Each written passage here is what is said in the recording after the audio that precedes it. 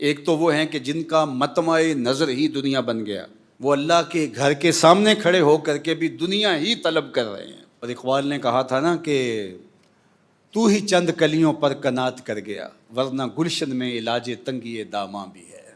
یعنی وہاں جا کر کے بھی تم نے دنیا ہی مانگی، وہاں جا کر کے بھی تم نے یہی طلب کیا۔ ایک تو وہ کہ جنہوں نے دنیا ہی طلب کی اور آخرت طلب نہیں کی، اور دوسرے وہ ہیں کہ جنہوں نے کہا کہ ہمیں دنیا نہیں چاہیے، ہمیں آخرت ہی چاہیے۔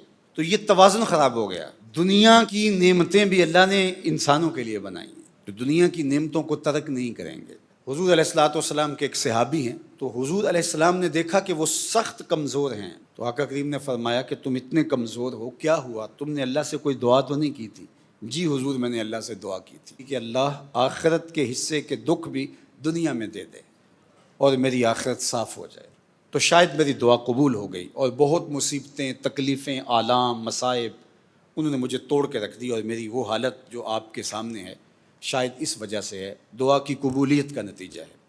تو بظاہر تو بڑی اچھی بات لگ رہی ہے کہ آخرت صاف کر لی، دنیا میں ہی بھگت کے چلے جائیں، لیکن اللہ کے محبوب نے اس صحابی کی اس بات پر اس کو داد نہیں دی، نہ تحسین فرمائی، بلکہ اصلاح فرماتے ہوئے کہا کہ تو نے یہ کیوں کہا کہ آخرت کے حصے کے دکھ بھی دنیا پہ آ جائیں؟ تو نے یہ کیوں نہیں کہا ربنا آتنا فی الدنیا حسنۃ وفی الآخرۃ حسنہ؟ اللہ دنیا میں بھی خیر کر دے، آخرت میں بھی خیر کر۔ تو یہاں ذلیل ہونے کے لیے تھوڑا آئے ہیں ہم، یہاں بھی ہمیں عزت ملے۔ عزت تو اللہ کے لیے ہے، اس کے رسول کے لیے اور اہل ایمان کے لیے۔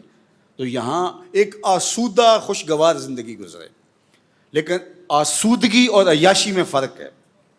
آسودگی کے اندر اور آوارگی کے اندر فرق ہے۔ اگر ہم نے آسودگی اور آوارگی کے اندر فرق نہ کیا تو یہاں بھی توازن بگڑ جائے گا۔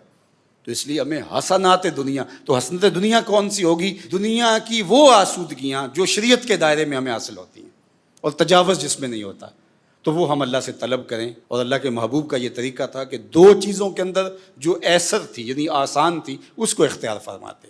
دین کو حضور نے مشکل نہیں بنایا،